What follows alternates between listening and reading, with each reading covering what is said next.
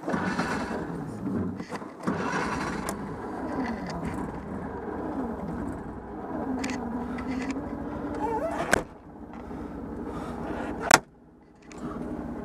salut à tous, c'est Pierre Dipérin, j'espère que vous allez bien. Eh bien, pour mes 31 ans, le jour où le moment devra apparaître cette vidéo, donc je vous fais, comme promis, les vidéos aux nouvelles que je pense séparer en 3 vidéos. Une vidéo pour chaque marque, donc par ordre alphabétique, même si je pense que les vidéos apparaîtront en même temps. Enfin bref. Donc aujourd'hui, vidéo aux nouvelles spéciales Citroën. Enfin, des Citroën du coup. Bon, alors je suis vraiment désolé, mais je ne dirai pas pourquoi je cache mes plaques d'immatriculation, ni en commentaire, ni quoi que ce soit. En tout cas pour l'instant, j'en parlerai peut-être un jour dans un live, mais pas pour le moment. Donc voilà, alors exceptionnellement la 2 chevaux est de sortie pour cette vidéo. Et excusez-moi. Donc voilà, toute pimpante, elle n'est pas ressortie depuis un moment. C'est vrai qu'il n'y a pas si longtemps que ça, je pouvais encore la sortir parce qu'ils n'avaient pas encore salé les routes. Mais bon, la neige est tombée il n'y a pas longtemps, donc les routes sont super sablées. Donc voilà, donc une fois rentrée, elle va plus bouger pendant un bon moment. C'est dommage, je n'ai pu faire que quelques kilomètres, pas plus. Mais bon, elle doit passer son contrôle technique en avril, normalement, ouais c'est ça, avril. Et j'ai encore 2 petites réparations à faire dessus. Je n'ai fait que 300 km et quelques avec, enfin il me semble, j'ai pas... Ouais, enfin bref. Donc je suis pas près de la déroder. Alors l'une des réparations concerne la porte. Je sais pas si vous allez voir, mais la charnière est en train de se dessouder de la porte. Donc il faudrait que je répare ça.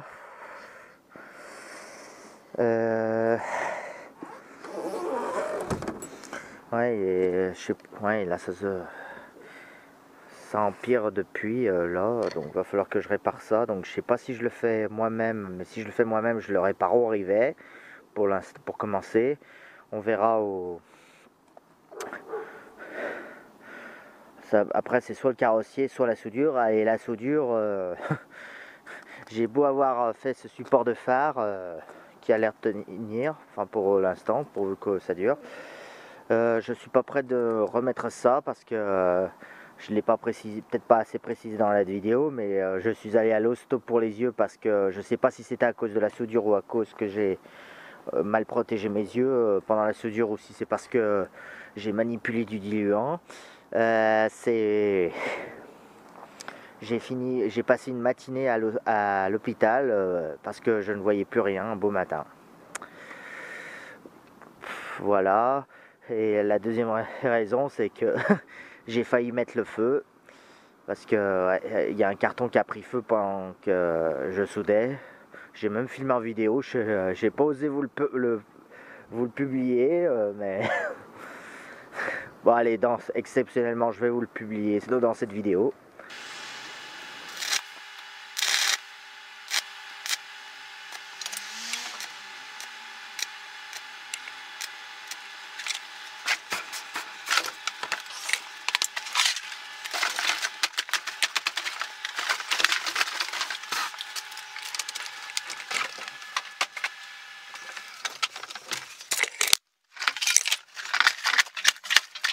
Voilà, donc vraiment la soudure, je suis pas prêt de remettre ça. Hein.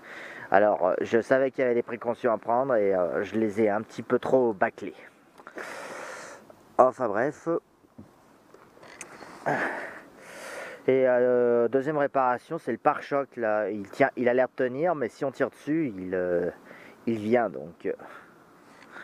Donc j'ai intérêt à réparer ça avant le contrôle technique.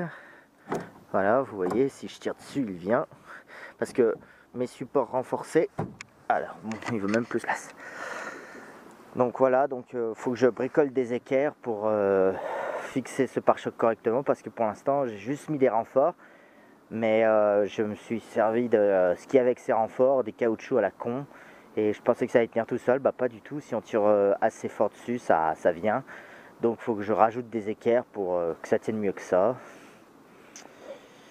Ouais, parce que ouais, j'ai renforcé le pare-choc parce que pour que ce soit le châssis qui prenne et pas la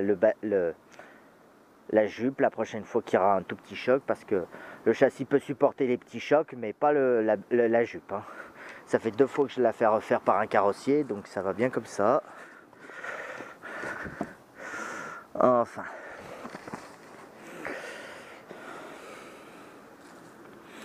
Enfin voilà. Ouais, il faudrait que je l'envoie au lavage avant de la renvoyer au box peut-être, hein. J'étais à peine roulé, elle est déjà pleine de boue. Pourtant je suis pas allé très loin.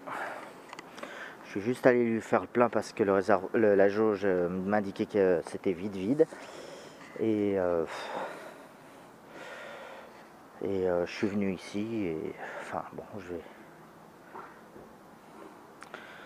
enfin voilà, donc je vous ferai une vidéo de balade peut-être un peu plus tard quand il fera meilleur. Surtout que j'ai intérêt à la faire rouler, j'ai encore 2000 km à faire. Enfin un peu moins, mais enfin on va dire 1700 encore pour la roder, donc il faut que je la fasse rouler. Enfin voilà, donc là elle roule, sinon il y a l'allumage, je l'ai peut-être pas assez bien réglé, je l'ai réglé à la vite fait, donc ça déconne un petit peu, mais bon, je réglerai ça correctement un peu plus tard. Il faudrait que je réouvre le ventilateur et tout, enfin bref. Ça marche, mais je crois que j'ai réglé la cam un peu trop écartée, il faudrait que je la rapproche à peine, que j'arrête comme il faut avec la cale, mais bref. Enfin voilà, mais sinon elle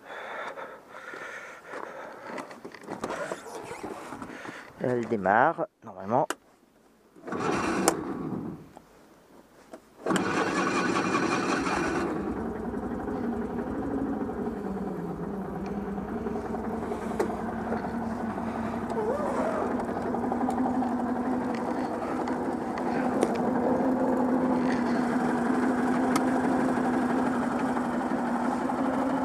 Ce nouveau moteur marche bien, en tout cas il n'y a rien à dire.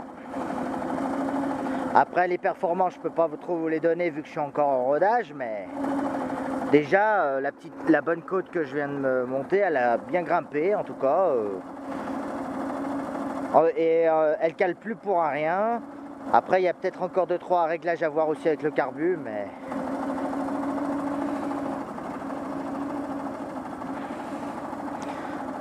enfin voilà, ça c'est des trucs.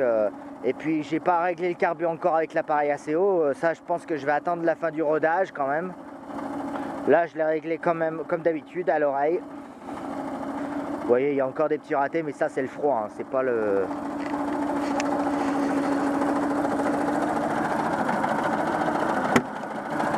Et puis ouais, ici j'ai l'allumage qui décolle encore.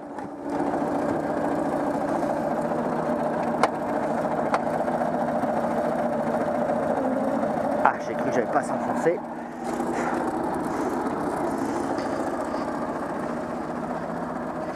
Voilà, les phares fonctionnent.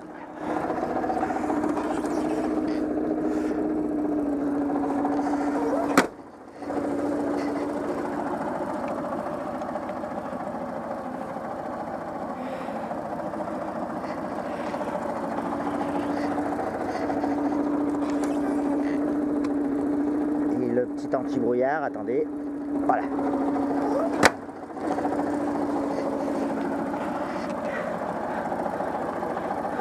Très pratique pour des balades nocturnes si les phares jaunes n'éclairent pas assez.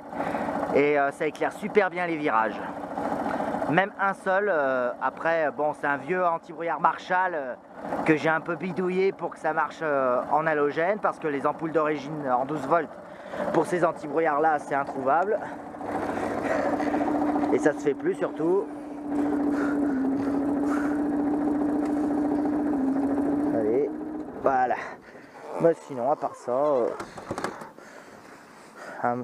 vivement le printemps, que je puisse la laver correctement. Parce que là, à peine je vais la sortir, je vais l'envoyer au Karcher, le temps de revenir, Elle va s'en reprendre plein la figure. Franchement, il y aura plus à dire peut-être plus tard, mais là pour l'instant, comme je roule pas trop, là elle est exceptionnellement de sortie pour la vidéo, mais je vais réparer surtout ce pare-choc et cette portière prochainement là, mais après je pense pas que je ferai des vidéos sur ça, hein, c'est que je vais réparer avec de la bidouille comme d'habitude pour que ça passe le contrôle en avril, enfin voilà.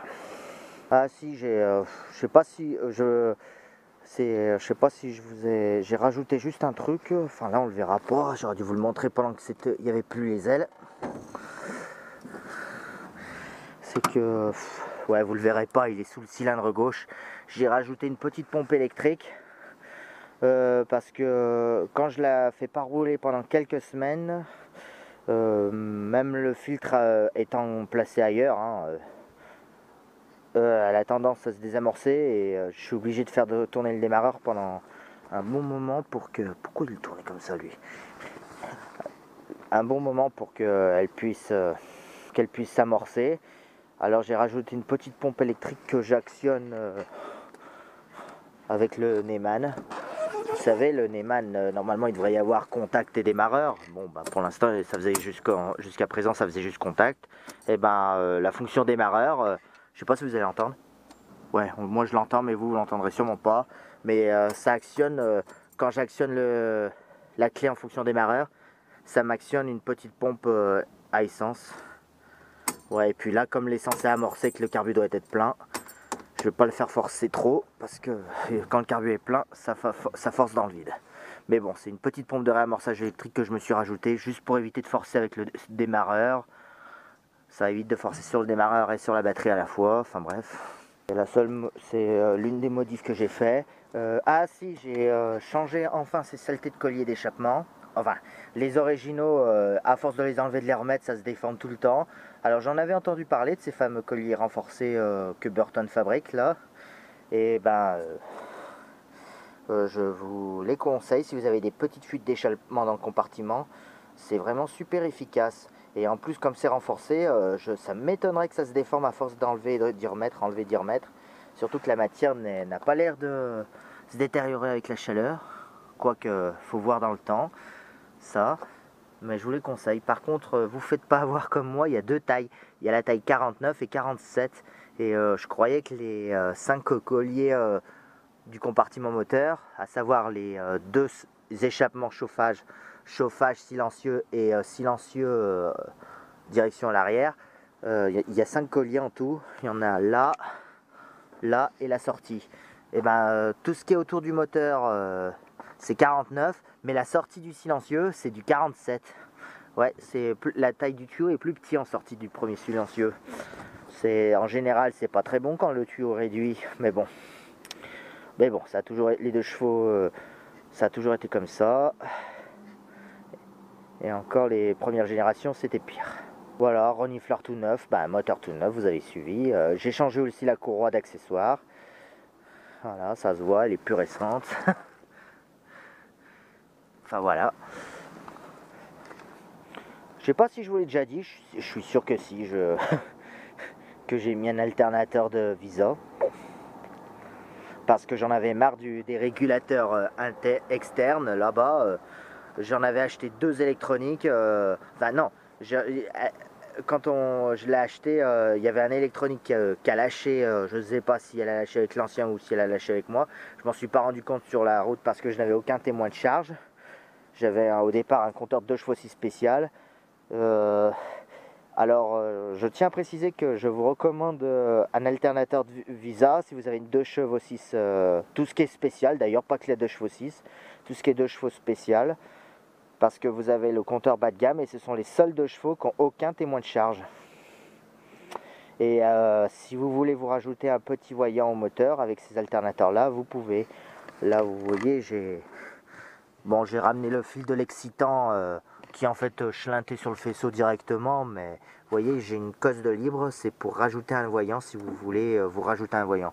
Bon moi maintenant que je me suis installé un ampèremètre, j'en ai pas besoin, mais Enfin voilà, c'est une petite astuce que je vous recommande. Et surtout que vous n'aurez plus de problème de régulateur de charge parce que sur cet alternateur là, le régulateur est interne et vous n'avez aucune modif à faire. Ce sont les mêmes supports vu que c'est des moteurs pour bicylindre 652. Hein. Donc c'est les mêmes supports, hein. Il n'y a pas de grosses modifs à faire. Et ça évite à chaque fois de se racheter des régulateurs électroniques. Les classiques, tout le monde dit qu'il faut les changer. Et ben, les électroniques, moi, il y en a un qui a même pas duré de 3 ans. Ouais, je crois que c'est ça, 2 ou 3 ans, il a duré. Et puis surtout, j'avais des petits parasites, enfin bref. Alors que le truc interne, t'as aucun parasite qui perturbe le régulateur. Enfin bref, c'est une petite recommandation à moi. Enfin voilà. Bon bah allez.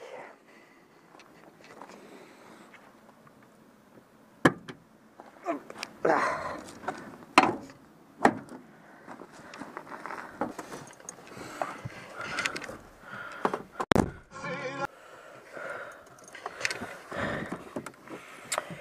Putain, il marche jamais lui.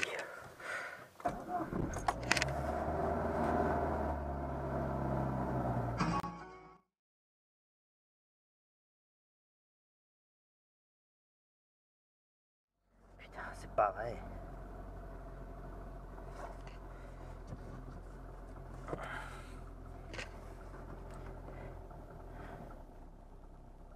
Regarde-moi ça, on peut descendre le starter jusqu'à 1000 tours.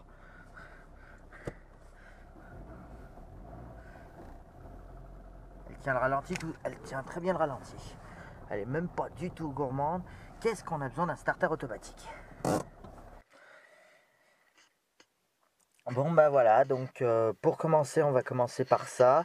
Alors si vous avez vu il n'y a pas si longtemps que ça, si vous suivez la clé de 13, vous avez vu qu'il refait un compteur de 205 GTI. Bah voilà, je me suis rajouté des manotempératures de 205 GTI parce qu'en fait c'est les mêmes types de compteurs, hein, c'est les mêmes compteurs Veglia, c'est juste que la calligraphie est différente pour Citroën et Peugeot, mais sinon Veglia fabriquait les mêmes compteurs pour BX et 205 GTI quoi. Donc du coup euh, les spécialistes verront la différence et puis encore là ça se voit pas trop, mais quand le compteur est allumé, le compteur de la 205 GTI s'allume jaune alors que la VX s'allume vert, donc je sais pas si... Non, vous n'allez pas le voir là, il fait trop... Bon voilà à quoi ça ressemble un compteur de BX avec les manos de 205 GTI. Donc vous voyez, le compteur de la BX à la base s'allume vert alors que les manos 205 GTI s'allument jaune. Bon, au moins ça montre que c'est pas d'origine. Et j'ai oublié de vous dire que pour le câblage, je me suis contenté d'un schéma trouvé sur internet de 205 GTI pour savoir à quel emplacement connecter ces trucs.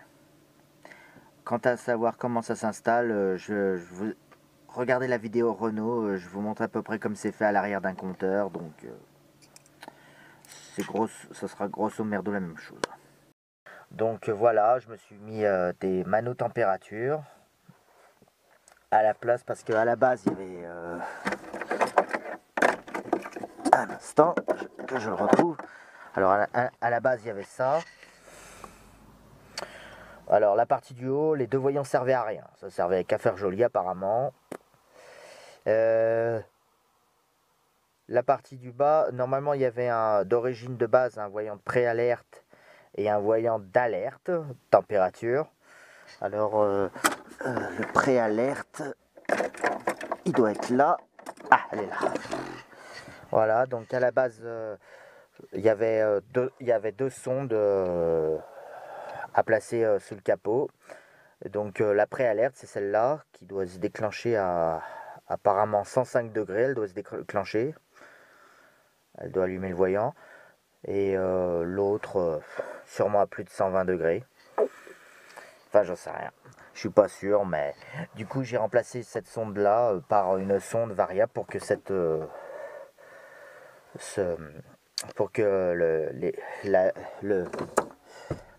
la jauge température fonctionne. Bon, malheureusement, je ne pouvais pas avoir la jauge température d'eau sans la jauge de température d'huile. Alors elle, je sais pas vraiment à quoi elle sert. Ça doit servir qu'en compétition parce qu'elle décolle presque jamais. En même temps, si vous verrez où je l'ai placé la sonde, c'est peut-être un petit peu normal qu'elle décolle presque jamais. Parce qu'elle décolle vraiment que dans les côtes et encore en ce moment avec le froid, elle a du mal. Alors je vais vous montrer ça. Je sais pas si vous allez voir grand chose parce que c'est bien planqué quand même.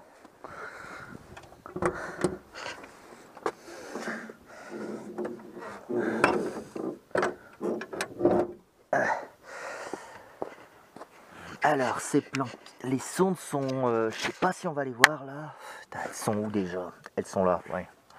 Elles sont là derrière. Je sais pas si. J'arriverai pas à vous les filmer. Hein. Bon, enfin bref, elles sont là derrière. Il y a deux sondes, la pré-alerte et la alerte. Alors moi, pour me savoir laquelle était laquelle, j'ai débranché un des fils et je l'ai mis à la masse pour savoir quel voyant s'allume. Donc c'est comme ça que j'ai repéré la pré-alerte et l'alerte. Mais normalement, la pré-alerte, c'est celle côté... C'est dommage qu'on la voit pas. Si, vous devrez... Bon, je sais pas si vous avez assez de lumière, mais... non, on les voit à peine là. Enfin, moi je la vois à peine. Vous, je sais pas, mais... Je suis désolé, mais c'est planqué derrière, là derrière, là où sort le truc d'eau, là. Derrière là où il y a le Color Star, c'est planqué, donc pour aller choper, c'est pas évident. Enfin voilà, donc du coup, il a fallu remplacer ça. J'ai tiré deux fils dans l'habitacle pour du coup câbler les deux sondes. Par contre la deuxième, alors c'est là que vous allez vous foutre de ma gueule. Parce que normalement, je croyais que tous les XU avaient leur pré-emplacement derrière leur carter d'huile pour les sondes de température. Et bah pas du tout, la BX n'en avait pas. Donc j'ai eu la bonne idée de m'acheter un putain de LHM qui fuit. Bon, donc j'ai eu l'idée de m'acheter un carter d'huile avec le filetage pour la sonde qui est en fait le même filetage que pour le bouchon de vidange. Sauf que le carter que j'ai reçu avait pas le bon filetage. Donc du coup, j'ai dit allez, je vais faire au plus simple. J'ai mis la sonde à la place du bouchon de vidange d'huile quoi. Donc c'est peut-être pour ça qu'en le plaçant là que l'huile ne décolle presque jamais. Parce que la sonde est exposée à l'air et ça fuit d'où?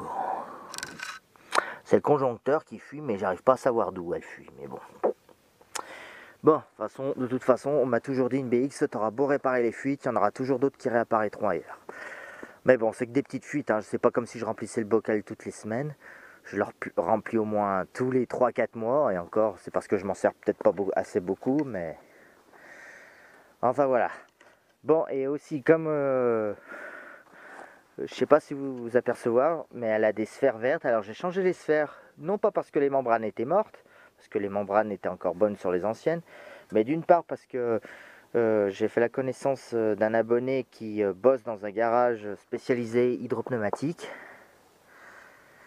Et il m'avait dit déjà que j'avais des sphères de break, même si elles étaient bien calibrées à... Merde, c'est combien de barres déjà? Oh, j'ai déjà oublié les barres. Oui, alors déjà, il m'avait dit qu'elles étaient beaucoup trop grosses pour que ce soit des sphères de berline, et apparemment ce sont celles de break. Alors c'est vrai qu'elles sont vachement, celles qu'il y avait avant, elles sont vachement plus grosses que celles normalement prévues pour. Pourtant, le taux d'azote a bien été calibré à 55 bars, c'est ça, voilà. À 55 bars, donc à moins que pour les breaks, le taux d'azote est le même que pour les berlines, mais c'est juste la taille de la sphère, donc la taille de la membrane qui change de la berline à la break. Enfin, j'ai pas eu toutes les explications, mais donc du coup, et puis c'était pas vraiment que pour ça que je les ai changées, c'était pas que parce que c'était les bonnes, c'était surtout qu'elles avaient un petit souci ici. C'était, vous savez qu'une sphère fait office de ressort, mais fait aussi office d'amortisseur. Et la sphère avant droite avait tendance à faire rebondir la voiture et ça rendait du coup la conduite désagréable. Alors j'ai changé que les sphères avant parce qu'à l'arrière du coup je dois toujours avoir des sphères de break. Mais bon, à l'arrière c'est pas dérangeant, la voiture rebondit pas de l'arrière, elle rebondit c'est que de l'avant. Même en appuyant dessus, ça se sentait, enfin bref.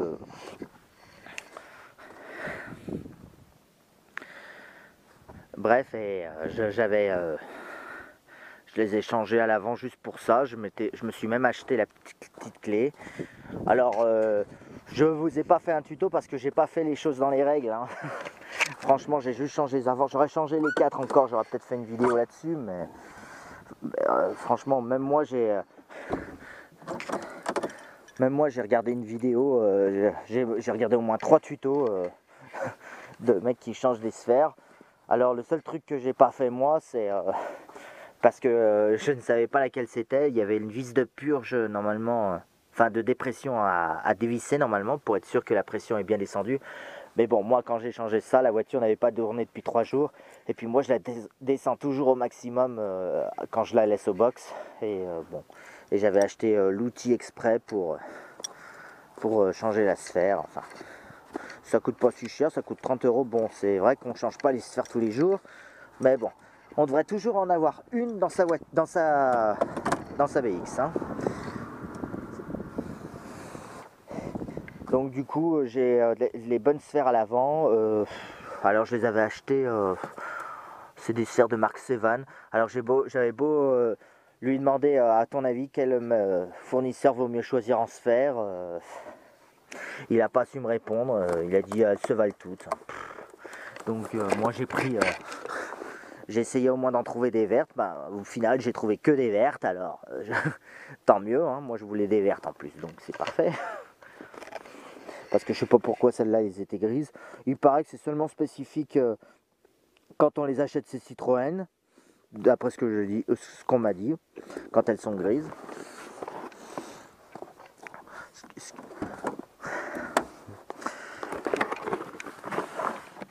Mais bon, mettez-moi en commentaire si vous pouvez donner plus de détails sur les sphères, enfin bref. Mais du coup, maintenant j'ai le train avant qui va beaucoup mieux.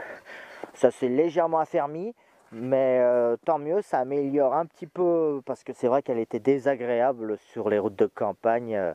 Ça vacillait à chaque fois qu'on prenait un dodan ou quelque chose, ça rebondissait. Au bout d'un moment, on avait la gerbe, et puis là, ça va beaucoup mieux. Bah voilà, et puis aussi, ah bah oui, le carburateur. Alors je vous ai amené l'ancien pour comparer. Enfin l'ancien, je me comprends, c'est pas le tout premier qu'elle avait, le tout premier c'est un Weber, mais déjà il y a plein de trucs qui allaient pas. Alors c'est pas que ça marchait pas, mais alors déjà ce que je voulais un starter manuel, parce que bon, j'ai toujours entendu dire que avec starter manuel c'est 1 litre d'essence d'économiser de moyenne au moins.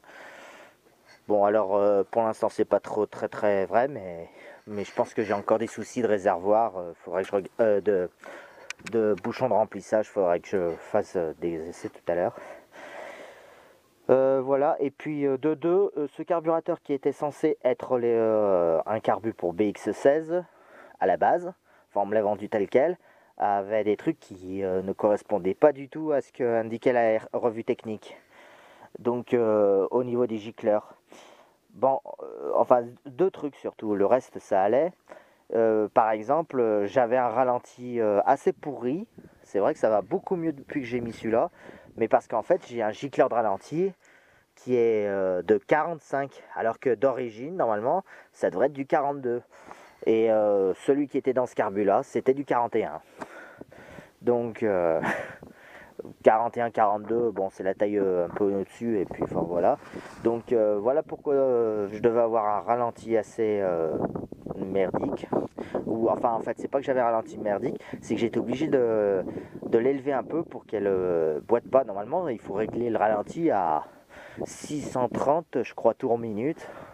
Et ben c'était impossible avec celui-là parce que ça broutait à 630, alors que celui-là ça ne broute pas. Ça ne broute pas, et puis en même temps maintenant c'est le bon gicleur. Alors je devrais plutôt appeler l'électro-gicleur, parce qu'il y a une électrode pour fermer le gicleur quand le contact est coupé. Paraît-il que ça sert à éviter que l'essence qui reste dans le circuit de ralenti tombe au fond des cylindres et nous noie le moteur. Alors je sais pas, il paraît que et que ça facilite le démarrage à chaud. Après aussi comme différence qu'il y a, c'est que normalement ça c'est un 32-34, donc c'est le même que celui-là, mais Z2 et celui-là du coup c'est un Z1 et normalement la différence c'est juste le starter automatique. Alors bon, il n'y a pas que ça, après il y a les gicleurs, mais bon ça on verra après. Donc voilà, je me suis remis starter manuel, cap d'accélérateur classique et du coup vous avez plus la partie automatique qui est là d'habitude, qui je rappelle fonctionne avec le tuyau le circuit de refroidissement passe à travers cette partie qui déclenche une capsule. Allez, je vais retrouver le nom. Je vais le retrouver. La capsule thermodilatable, voilà, donc c'est une capsule qui agit un peu comme les les pressostats ou les rhéostats ou les thermostats, enfin comme vous voulez. En fait, c'est une capsule avec une tige qui va pousser. Plus la température va être élevée, plus la tige va sortir et pousser le mécanisme qui va couper le starter automatique. Mais bon, ça marchait déjà. C'est pas que ça marchait pas, ça marchait très bien, mais ça mettait 3 plombes à réagir. Mais bon, ça c'est d'origine, hein, c'est pas. Surtout quand il faisait froid, s'arrêter à un feu rouge à froid et le moteur à 2000 tours. En plus, la fumée qui va, la vapeur qui va avec à l'arrière de l'échappement, donc. Moi je trouvais que ça. Moi au bout d'un moment j'ai craqué, j'ai dit je veux un starter manuel. Normalement il y a un kit pour convertir un starter automatique en starter manuel. Mais attendez, j'ai autre chose à dire là-dessus. Mais je le trouve pas. Il paraît qu'il faut contacter un monsieur d'après le forum BX. Mais si c'est pour faire un virement, moi je me sentais pas de faire un virement. Enfin voilà, parce que normalement on enlève cette partie, on enlève la capsule et normalement on met un dispositif avec un levier à la place de ça. Mais bon, je ne sentais pas de le bricoler encore plus. J'ai juste récupéré le gicleur principal, par contre, parce que ça, à la base, c'est un carbu pour 205 ou BX14, donc un moteur TU. Donc le gicleur principal était un peu plus petit. C'était un gicleur de 150, je crois. Non, plus petit. De 55. Ah, je m'en souviens plus. Je l'ai remis dans celui-là, mais on va pas le voir là. Ouais. Et alors du coup, il a fallu que je rééchange. Bon, par contre, c'est particulier pour aller chercher un gicleur sur cela, parce que ça sert à rien d'ouvrir le carburateur. Ça sert à rien du tout. En fait, pour aller chercher le gicleur, il faut juste aller enlever les machins les rectificateurs là. Enfin, je sais plus comment ça s'appelle. C'est de gicleur là. En fait, c'est juste des rectificateurs.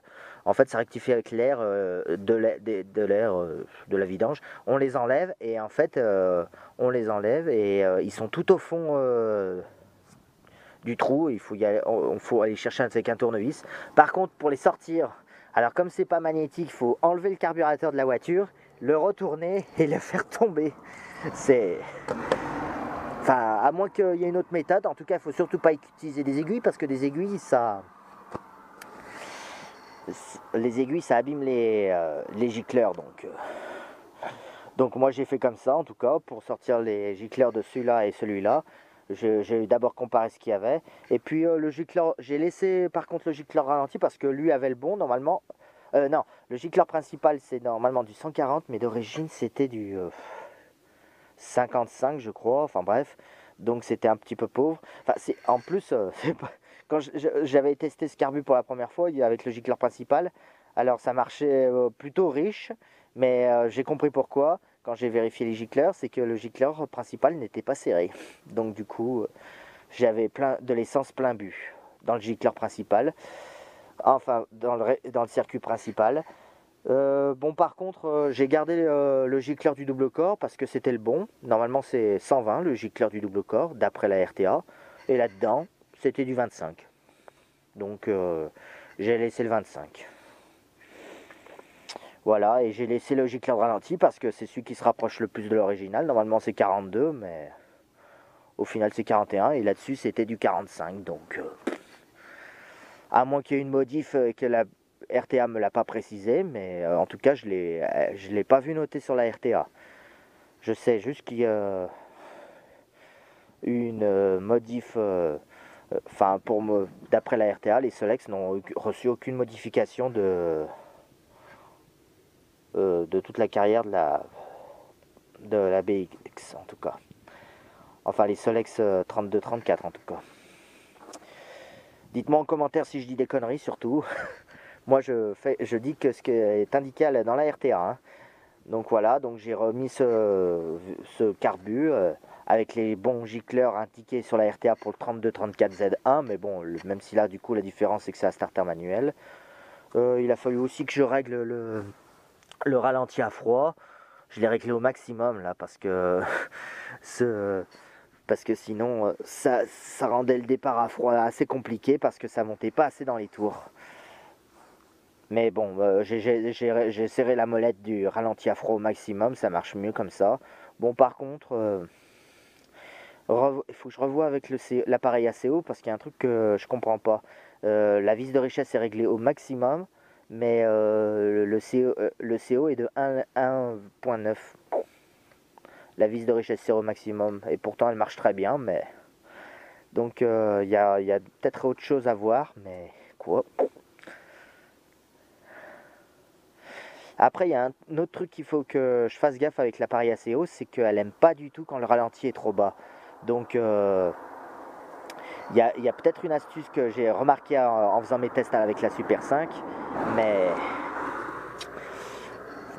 enfin il faudrait que je vois ça.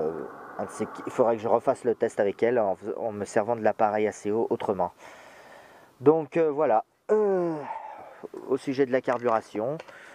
Sinon, à part ça, c'est tout ce que j'ai fait.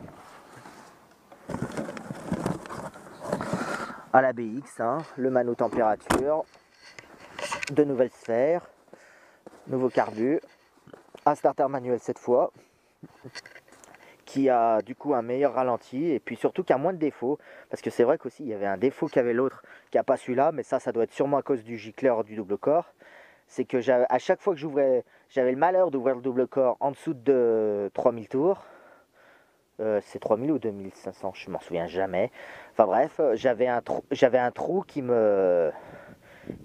faisait décélérer le moteur plutôt que de l'accélérer. Alors que celui-là n'a pas ce défaut. Bon, faut toujours attendre 3000 tours pour que le double corps fasse effet, mais il me fait pas, en tout cas, un trou énorme d'air. Il me fait pas un énorme trou d'air celui-là au moins. Alors peut-être que le double corps ne s'ouvre pas au même moment selon l'appui sur la pédale, mais enfin en tout cas moi je trouve que le moteur marche beaucoup mieux avec ce carbu qu'avec l'autre. Mais bon, en mettant les bons gicleurs ça aurait peut-être mieux marché, mais je voulais vraiment un starter manuel, donc voilà. 32-34 Z2 avec les bons gicleurs, ça marche très bien.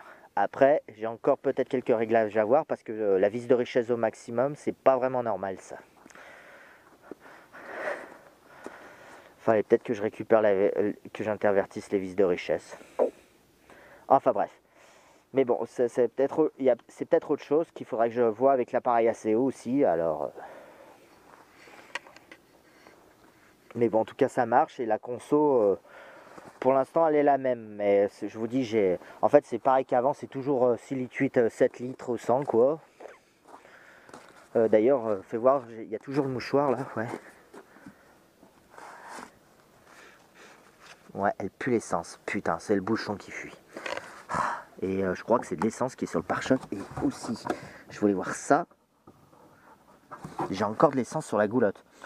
Putain, donc faut que je refasse ça encore. Oh putain, j'en ai marre. Mon bricolage n'a pas tenu longtemps.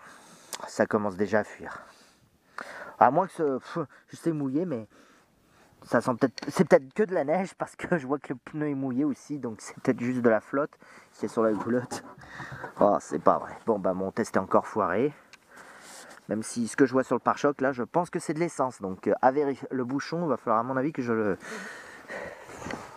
problème, c'est que si j'ouvre le bouchon maintenant, tu vas voir que ça va me couler d'un coup.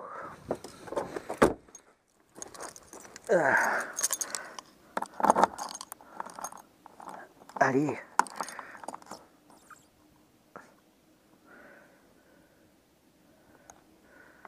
Bah ouais, voilà, ça coule dès que j'ouvre, donc je saurais pas dire si ce bouchon est encore étanche ou pas. Ou alors si ça fuit encore de derrière là. Est-ce que fallait pas que je rajoute des vis, parce que comme je vous ai dit, j'ai réparé cette pièce là avec une pièce de Volkswagen, mais transporteur T2. Mais bon, j'ai trouvé une goulotte de C15 qui me paraît assez récente. J'attends de la recevoir parce que le système des C15 c'est un peu la même chose que les BX. Mais donc je dois recevoir ça et je vais vérifier si je réparerai avec ça de C4. Mais bon. Non, à part ça, j'ai jamais cherché cette baguette pour le pare-choc. Bon, l'attelage je ne peux pas l'enlever. Parce qu'on m'a fait une remarque, c'est que si tu j'avais pas vu, le pare-choc a été découpé pour que l'attelage passe. Donc je ne peux, si je l'enlève, on verra les découpes. Donc j'ai juste enlevé la boule et je laisse l'attelage comme ça. Hein. Il n'est pas joli, mais bon. C'est où ça où on voit les découpes dans le pare-choc, donc j'ai préféré le laisser finalement.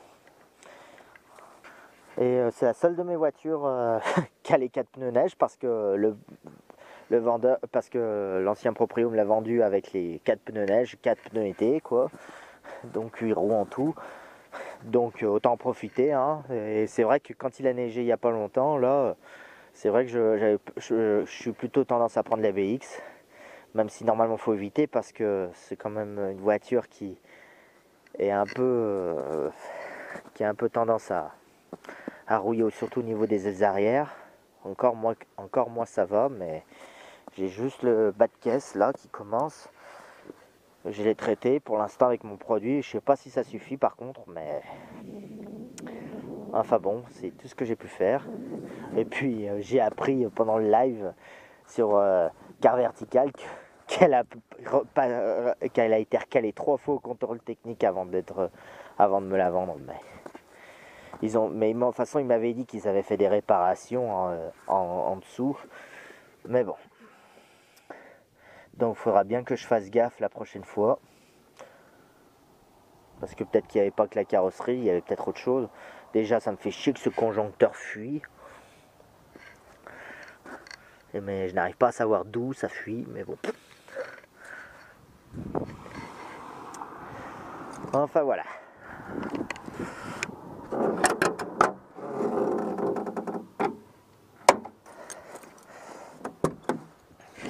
Ah oui, c'est vrai que la clé du contact... Bon, normalement, il n'y a qu'une clé sur les BX pour les portes et le contact. Mais bon, l'ancien proprio m'a dit qu'il avait cassé, que le barillet était resté sur la clé, sur le Neyman d'origine. Donc du coup, il a racheté un autre Neyman.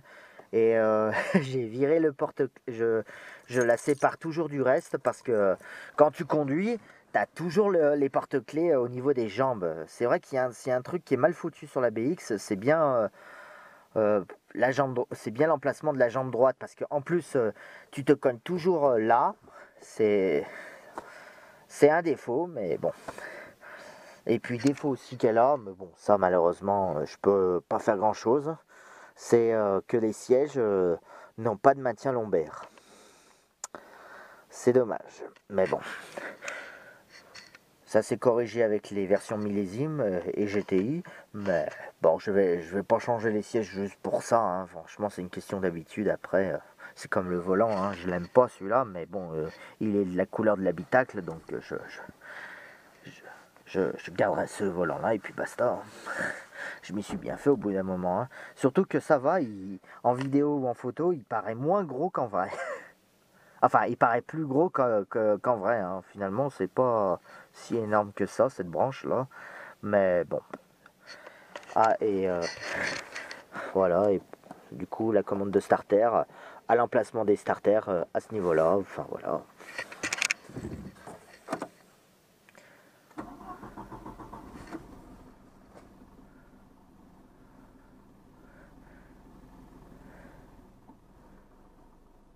Et regardez, 650, environ 600 et quelques tours de minute. Il faudrait que vraiment je vérifie avec un vrai appareil. Parce que je me suis fié qu'au compte tours, moi, pour régler le ralenti. Mais ça, c'était pas possible avec l'autre carbu. Bon, là, c'est le conjoncteur qui bouge, donc de temps en temps, voilà, ça, le ralenti bouge. Mais je trouve que il y a moins de trous, que la voiture se comporte beaucoup mieux. Enfin, la carburation se comporte beaucoup mieux depuis que j'ai fait ce carburateur sur mesure.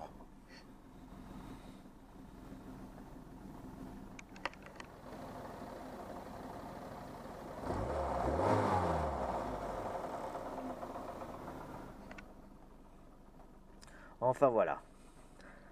Putain, elle a déjà refroidi. Ah oui, et puis il y a un truc qu'il va falloir que je fasse aussi, mais je l'ai commandé. Je l'ai déjà fait sur les deux Renault, mais là je vais le faire sur la BX et la 405.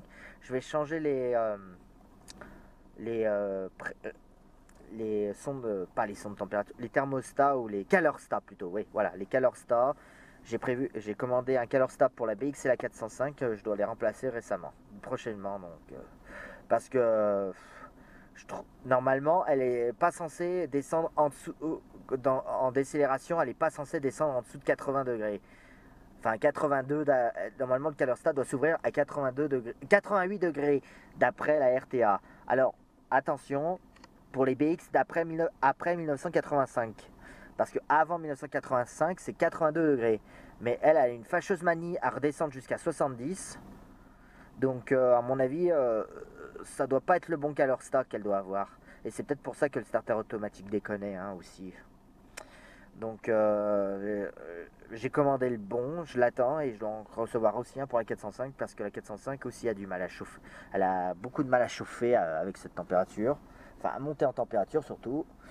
Donc voilà. Mais bon, je pense pas que ça méritera un tuto. C'est facile comme tout, deux vis à enlever et on va chercher le truc.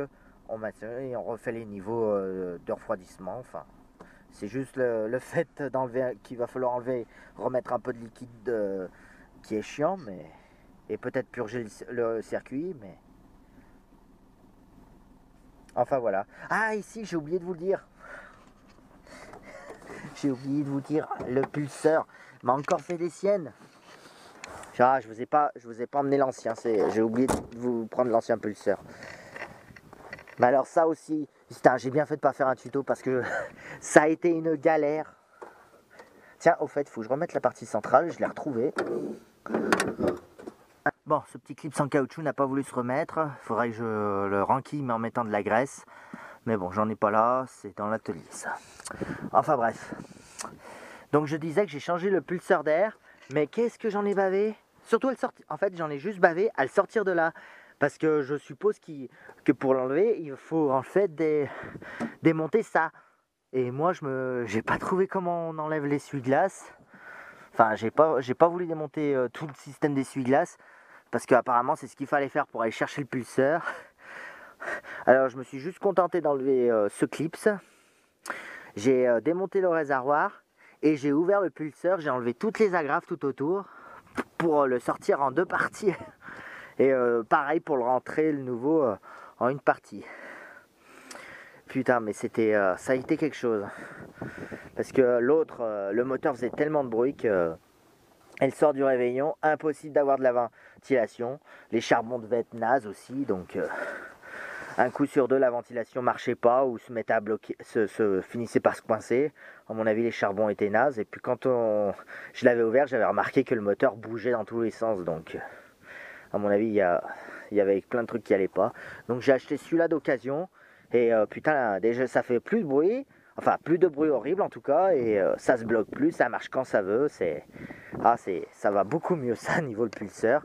Déjà que j'avais la carte aussi à changer. J'avais la carte à changer, ça allait déjà mieux. Mais après, le moteur s'est mis de plus en plus à déconner. Et maintenant, ça va beaucoup mieux. Donc voilà à quoi ressemble un pulseur d'air de BX. Voilà. Donc il faut juste enlever 3 écrous là. Et derrière, il y a une espèce de petite languette fixée. C'est pas la plus facile d'accès. Là, c'est là où est la carte que j'ai changée il n'y a pas si longtemps que ça. la petite carte qui contrôle qui fait fonctionner le variateur. Et je sais pas ce qu'il avait, mais regardez, déjà la pale bouge dans tous les sens. Ouais, et encore des fois elle tient. Et vous voyez, elle force, elle machine. Donc je sais pas ce qu'avait ce moteur, mais il avait un problème.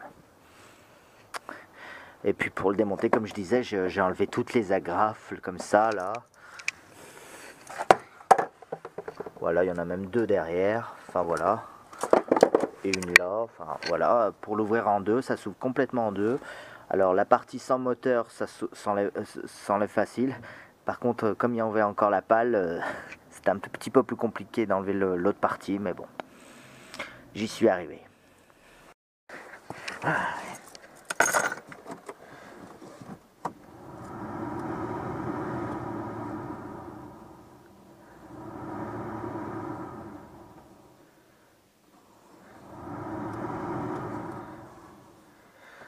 Ah ouais, avant c'était un... Enfin bref.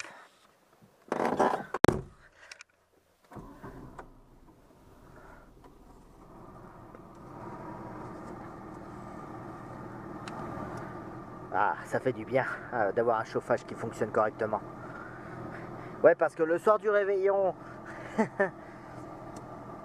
D'ailleurs, vous avez où j'ai fait où la BX a fait fureur avec un traîneau du Père Noël sur le toit. Si vous n'avez pas vu les photos Instagram ou le petit short, je vous remets les photos.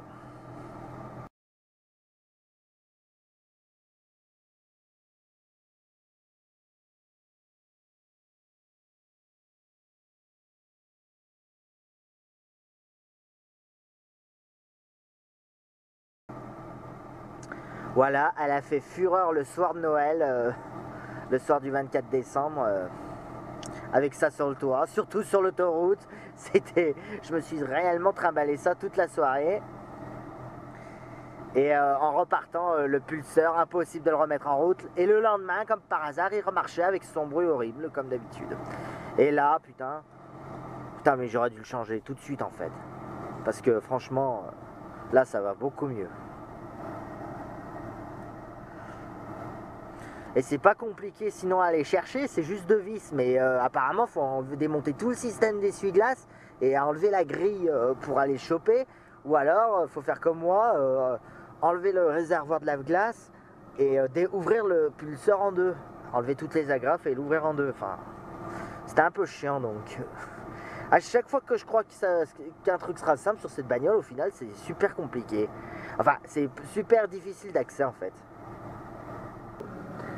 Ah, oh là là, j'ai failli oublier ça. Aïe, aïe, aïe. J'ai encore failli oublier un truc. Les BX qui ont les fermetures centralisées n'ont pas de serrure du tout sur le coffre arrière. Alors, quand tu fais des courses et que tu as ton caddie, tu es obligé de venir à chaque fois à l'avant avec ta clé parce qu'elle n'a pas l'option flip. Elle a la fermeture centralisée et elle n'a pas l'option flip. Et moi, je trouvais ça... un petit peu chiant qu'elle a beau avoir la fermeture centralisée, qu'on ne puisse pas ouvrir directement de l'arrière avec la clé. Donc j'ai installé un kit flip qui marche très bien. Normalement il faut aussi clignoter les clignotants, mais voilà. Et encore ça c'était pas obligé, mais bon, le boîtier le proposait. Alors c'est un boîtier que j'associe au boîtier d'origine. Alors par contre sur la BX c'est le même système que la 405 et la 309, c'est les mêmes boîtiers de fermeture centralisée, sauf qu'elle est ni sous la boîte à gants comme la 309, ni au niveau du volant comme la 405, elle est carrément là, dans la console centrale. Elle est carrément planquée là-dedans. Donc du coup, en fait, on y accède en enlevant le petit vide-poche qui est là, en le déclipsant, on y accède. Et en fait, j'ai planqué mon boîtier là-dedans avec le vide-poche. Enfin voilà. Bon, je disais, je vais conclure cette vidéo là-dessus. On va y arriver. Laissez un gros pouce bleu si la vidéo vous a plu. un commentaire pour me donner vos avis. Et je vous dis à bientôt pour les prochaines vidéos ou à tout de suite pour les autres vidéos nouvelles. Allez, merci, à plus.